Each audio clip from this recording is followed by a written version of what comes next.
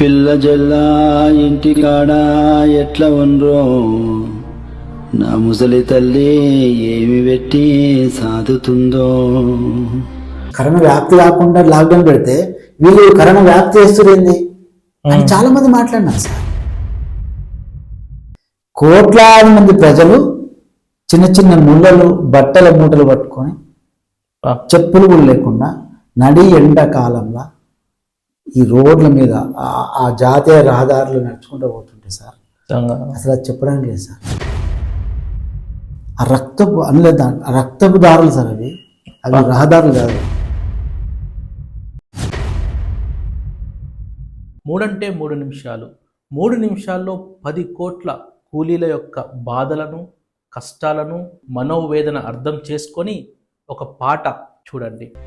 పిల్ల జల్లా ఇంటికాడ ఎట్లా ఉండ్రో నా ముసలి తల్లి ఏమి పెట్టి సాదుతుందో. పూట పూట చేసుకొని బతికటోళ్ళం పూట గడవా ఇంత దూరం వచ్చినోళ్ళం. దేశమేమో గొప్పదాయే మా బతుకులేమో చిన్నవాయే. మాయదారి రోగమొచ్చి మా బతుకు మీద మన్ను పోసి ఏమి బతుకు ఏమి బతుకు చెడ్డ బతుకు చెడ్డ బతుకు చెడ్డ బతుకు చెడ్డ బతుకు చెడ్డ బతుకు. పేద రోగం కంటే పెద్ద రోగముందా, అయిన వాళ్ళ కంట పెద్ద అండ ఉందా. కష్టకాలం ఇంటికాడ ఉంటే సారు కలిసిమెలిసి కలో గంజో దాగేటోళ్ళం. పిల్లగాళ్ళు కన్నులల్లా విడవకుండా మెదులబట్టే ఇంటి దాని దుఃఖమేమో ఆగకుండా తరమబట్టే. ఏమి చేతూ ఏమి చేతూ ఏమి చేతూ ఏమి చేతూ ఏమి చేతూ ఏమి చేతూ ఏమి చేతూ. నమస్కారం రవి గారు. దేశమేమో పెద్దదాయ, బతుకులేమో చిన్నవాయే. ఈ ఒక్క పదంతోని భారతదేశం యొక్క పరిస్థితి స్పష్టంగా తెలిసిపోతుంది. అంటే మన దేశం ఎంత పేదరికంలో ఉంది అనేది, అంటే ఒక్క వాక్యంలోనే మొత్తం స్థితి అంతా అర్థమయ్యేటువంటి ఆ సాహిత్య వైభవం అసలు నిజంగా ఎలా వచ్చిందండి మీ మైండ్లో? అసలు ఆ పాట రాసే ముందు అసలు మీ ఆలోచన స్థితి అదేంటి, ఎలా ఉండే ఆ స్థితి ఆ రోజు? అంటే లాక్డౌన్ విధించిన తర్వాత సార్ అందరం ఇళ్ళల్లో ఉన్నాము. బిఫోర్ కొంత సౌకర్యం ఉన్న వాళ్ళు సరుకులు తెచ్చుకున్నారు, ఇళ్ళల్లో ఉన్నారు, అన్ని సర్ది పెట్టుకున్నారు. 1-2 months వరకు ఏం ప్రాబ్లం లేకుండా అందరూ పెట్టుకున్నారు కదా. ఇట్లా అందరూ చాలామంది ఏమనుకున్నారంటే హాలిడేస్ వచ్చినాయి అనుకున్నారు. కొంత సౌకర్యం ఉన్న వాళ్ళు, డబ్బులు ఉన్న వాళ్ళు హాలిడేస్ వచ్చినాయి. అవును, అప్పుడు మీరు వీడియో చూస్తే ఫ్యామిలీ అంతా ఇక్కడే ఉన్నాము, ఇంట్లో ఉన్నాము, కావాల్సిన వండుకొని తింటున్నాము, బ్రహ్మాండంగా చాలా మంది అయితే అసలు బరువు కూడా పెరిగిపోయారండి. చెస్ ఆడుతున్నాము, వంట చేస్తున్నాము, మగవాళ్ళు వంట చేస్తున్నారు. అంటే ఆ కరోనా ఎప్పుడే లాక్డౌన్ వాటిని పెయిడ్ హాలిడేస్ కూడా అనుకున్నారు చాలా మంది. పెయిడ్ హాలిడేస్ అంటే దాన్ని పే చేసేది కంపెనీ పే చేస్తుంది. తర్వాత కొంత మాకు ఎప్పుడు ఫ్యామిలీతో గడిపేంత టైం దొరకలేదు, ఇట్లా అయిపోయి మాకు చాలా మంచిగా ఫ్యామిలీతో గడపడానికి టైం దొరికింది. చాలా మంది అంటే భయపడే వాళ్ళు భయపడుతున్నారు, కానీ ఇళ్లలో ఉన్న వాళ్ళు ఏదో రకంగా దాన్ని బయటపడడానికి చాలా మంది ఎంజాయ్ మోడ్ లో వీడియోస్ పెట్టడం, మాట్లాడడం జరుగుతుంది సార్.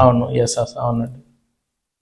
కానీ ఇదే టైంలో కొన్ని లక్షల కోట్ల మంది ప్రజలు ఉత్తరాది నుండి దక్షిణాదికి, దక్షిణాది నుండి ఉత్తరాదికి నడుచుకుంటూ పోతారు సార్. అంటే ఒక 1000 కిలోమీటర్లు, ఆ 700 కిలోమీటర్లు, 1000 కిలోమీటర్లు నడిచిపోతున్న దృశ్యాలు మనం సోషల్ మీడియాలో, టీవీలో చూస్తూనే ఉన్నాం.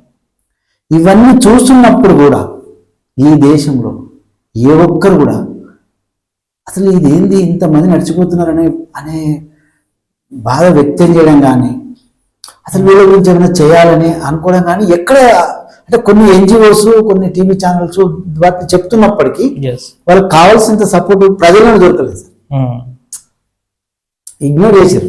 ఇగ్నోర్ చేశాను. అవును. చేసి వాళ్ళ బతుకడం ఆ కరోనా గురించి ఎంతసేపు రోగం గురించే ఆలోచిస్తారు తప్ప ప్రజల గురించి ఎవరైతే ఆ కార్మికులు ఎవరైతే ఒక చోటు నుండి వాళ్ళ సొంత ఊళ్ళకు బయలుదేరిపోతున్నారో వాళ్ళ గురించి ఎవ్వరు ఆలోచించలేదు సార్. ఎవ్వరు ఆలోచించలేదు. అన్ని బస్సులు బంద్, ట్రైన్లు బంద్, రోడ్లు బంద్. అసలు 100 కిలోమీటర్లు చిన్న చిన్న మూటలు పట్టుకొని అసలు భారతదేశము అభివృద్ధి చెందిన దేశము, అభివృద్ధి చెంది బ్రహ్మాండమైన అసలు డెవలప్ జరుగుతుంది దేశంలో, అసలు ఇది పేద దేశం కాదు అని చెప్పి మనం చాలా మాట్లాడుకుంటున్న టైంలో కోట్లాది మంది ప్రజలు చిన్న చిన్న ముళ్ళలు బట్టల మూటలు పట్టుకొని చెప్పులు కూడా లేకుండా నడి ఎండాకాలంలో ఈ రోడ్ల మీద ఆ జాతీయ రహదారులు నడుచుకుంటూ పోతుంటే సార్ అసలు అది చెప్పడానికి లేదు సార్. అది చూసినప్పుడు కొంత వాళ్ళతో ట్రావెల్ అయిన తర్వాత నాకు ఏమైందంటే నేనే నడిచిపోతున్నా, నేను మా అమ్మ కోసం నడిచిపోతున్నా, నా భార్య కోసం నడిచిపోతున్నా, నా పిల్లల కోసం నడిచిపోతున్నా, నా ఇంటికి పోతున్నా అనే స్థితి వచ్చింది నాకు సార్.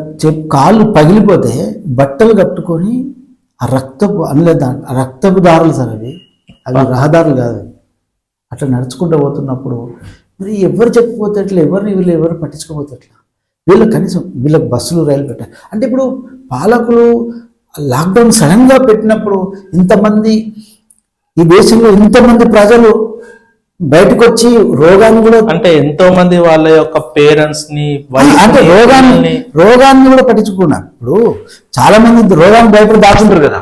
అవును. కానీ ఇప్పుడు వీళ్ళు రోగాన్ని కూడా పట్టించుకోకుండా ఇంత దూరం నడిచిపోతారని ఊహించలేదని తెలియదు. కానీ సడన్ గా లాక్డౌన్ పెట్టిన వాళ్ళు అసలు చచ్చిపోతే మా ఇంటికి పోయి చచ్చిపోవాలి. మరి వాళ్ళ భార్య పిల్లలు ఎట్లా ఉన్నారు, వాళ్ళ తల్లి ఎట్లుంది, తండ్రి ఎట్లున్నారని ఆ భయము గాని కలవాలనేటువంటి ఆవేదన ఉంటుంది. అదే ఆ కన్సర్న్ ని అంటే దాని గురించి వాళ్ళు లాక్డౌన్ పెట్టే ముందు ఆలోచించారా, పరిగణలో తీసుకున్నారా లేదా అని కడితే కానీ నిజంగా తీసుకోలేదు. తీసుకుంటే చాలా దేశాల్లో బిఫోర్ లాక్డౌన్ పెట్టే ముందు 2 days 3 days 1 day టైం ఇచ్చేదన్నట్టు. ఎక్కడ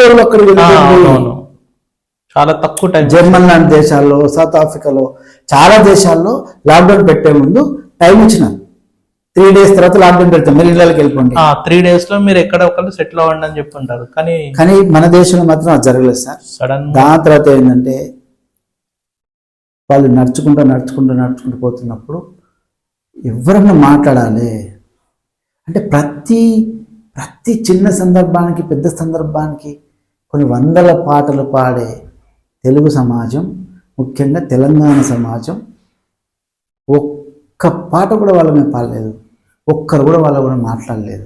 అప్పుడు ఎవరైనా పాడతారేమో అంటే రెగ్యులర్గా పాడేవాళ్ళు ఉంటారు కదా సార్. దసరా వస్తే పాటలు చేస్తారు, గణేష్ వస్తే పాటలు చేస్తారు, మహాశివరాత్రి వస్తే పాటలు చేస్తారు, ఎవరితో పుట్టినరోజు పాటలు చేస్తారు. ఇవన్నీ చేస్తున్న వాళ్ళు అసలు ఒక్కరు కూడా దాని గురించి మాట్లాడలేదు, అసలు ఎవరు పట్టించుకోలేదు. ఎవరిని చేసినా కూడా రోగం గురించి చేసినారు. రోగం నుంచి కరోనా అంటుకోకు ముట్టుకోకు ఇది అట్లా చేసిన కానీ ఈ వీళ్ళ యొక్క ఆవేదన, వీళ్ళ యొక్క బాధ అనేటువంటిది వ్యక్తపరచడం అనేటువంటిది జరగలేదు, పట్టించుకో. అప్పుడు నేనేమనుకున్నా అంటే నేను చేయడానికి కారణం ఏంటంటే నేను మ్యూజిక్ డైరెక్టర్ని, సినిమాల్లో పనిచేస్తా, నేను ఒక సౌండ్ ఇంజనీర్ని, నేను ఒక పోయట్ని, నేను ఒక రైటర్ని. కాబట్టి నేను రాయగలిగిన. బాధ ఉన్న చాలా మంది రాయలేరు. ఐఎమ్ ఏ వెరీ ప్రొఫెషనల్ ఆ రంగంలో. కాబట్టి వీళ్ళ గురించి ఈ ప్రపంచానికి, ఈ దేశానికి, ఈ ప్రజలకు తెలవాలంటే ఏం చేయాలి? దుఃఖం అనేది వీళ్ళకు కూడా తెలవాలి. వాళ్ళు ఎంత దుఃఖం అనుభవిస్తున్నారు, ఎంత దుఃఖంతో వాళ్ళ ఇంటికి పోతారు. కాబట్టి ఒక దుఃఖం వెంటాడాలి ఇంట్లలో వచ్చిన వాళ్ళందరికీ. అది విన్నా అంటే ప్రజలకు వాళ్ళకి చేతనంత సహాయం చేయాలి. దానికి పాట ఒక్కటే ఇన్స్టెంట్గా ఫోర్స్ తీసుకొస్తుంది అనే ఉద్దేశంతో అది 3.5 days పట్టిందండి. అది ఏం జరిగిందంటే సెకండ్ లాక్డౌన్ ప్రధానమంత్రి గారు ప్రకటించేటప్పుడు నేను టీవీ ముందు కూర్చున్నాను. అంటే ఈ నడిచిపోతున్న వాళ్ళ గురించి ఏమైనా మాట్లాడతారా అని ఒక్క మాట కూడా మాట్లాడలేకుండా లాక్డౌన్ని ఇంకొక 20 days 30 days కొనసాగిస్తున్నాం, ఎక్స్టెండ్ చేస్తున్నాం చెప్పినాడు. అప్పుడు నిజంగా నేను ఏడ్చాను సార్. ఇంతమంది నడిచిపోతుంటే కనీసం వీళ్ళకి బస్సు పెట్టాలి, రైలు పెట్టాలి, లేదంటే వీళ్ళకి ఏమైనా సౌకర్యం చేయాలి. వాళ్ళు వాళ్ళ దగ్గర బతకలేకనే ఈడికి వచ్చి కూలీ పనులు అవి ఇవి చేసుకునే వాళ్ళు. మరి ఇక్కడ కూలీ పనుల యొక్క డబ్బులు లేవు, అని సంపాదన లేదు ఒక దిక్కు, మళ్ళీ వాళ్ళ సొంత వాళ్ళని కలుసుకునేటువంటి అవకాశం కూడా లేకపోతే అసలు చాలా మంది ఏముంటుందంటే సార్, చచ్చిపోతాము పరిస్థితి బాగాలే అనుకున్నప్పుడు సొంత ఊర్లో ఉండాలనుకుంటారు. అదే ఇవ చచ్చిపోయినా సరే గానీ నా ఊరికి నేను పోవాలి, అక్కడ చచ్చిపోవాలి, నేను ఇక్కడ వస్తే ఎట్లా, అది వాళ్ళ బాధ. అసలు ఇప్పుడు వాళ్ళు పక్కింట్లో వచ్చి అందరు కలిసినప్పుడే వాళ్ళంత బతకడం అంత చాలా కష్టమైన పని. ఇప్పుడు ఎవరు రానప్పుడు ఒంటరిగా వాళ్ళు ఎట్లా బతుకుతారు? వాళ్ళకి తిండి ఉందా లేదా, డబ్బులు ఉన్నాయా లేవా, ఎవరు పట్టించుకోరు. ఎవరు ఆ ఆరాటంతో పోతున్నారు వాళ్ళు. దాన్ని అర్థం కావడానికి వాళ్ళు ఎందుకు పోతున్నారు, చాలా మంది ఏం చెప్పినారంటే, వీళ్ళ పని పాటలకు పోతుండ్రు, అక్కడ ఉన్నట్టు ఉండొచ్చు కదా. ఇంట్లో కూర్చున్నా నీకు తెలియదు ఆ బాధ. అదే ఇంట్లో వాళ్ళతో కనీసం ఒక మాట అంటే అదొక ఎంతో స్వాంతనాన్ని ఇస్తుంది, ఎంతో రిలాక్స్ చేస్తుంది. బాధే అంటే ఈ లాక్డౌన్ ఎప్పుడు వచ్చేసరో తెలియదు, ఎన్ని నెలలు అవుతుందో తెలియదు. అవును, ఎవరు చస్తారో తెలియదు, చచ్చిపోతారు అని చెప్తారు. అసలు చచ్చిన పర్లేదు, నా పిల్లలు నేను ఎవరికోసం అయితే వచ్చినో వాళ్ళకే బాగాలేనప్పుడు నీకు రెండు ఏం చేస్తా అని వాళ్ళు నడిచిపోయినారు సార్. అప్పుడు అందుకనే వాళ్ళు ఎందుకు నడిచిపోతున్నారు అని చెప్పడానికి నేను ఆ పాట పిల్ల జల్ల ఇంటికాడ ఎట్లా ఉండో, నా ముసలి తల్లి ఏం పెట్టి సాగుతుందో,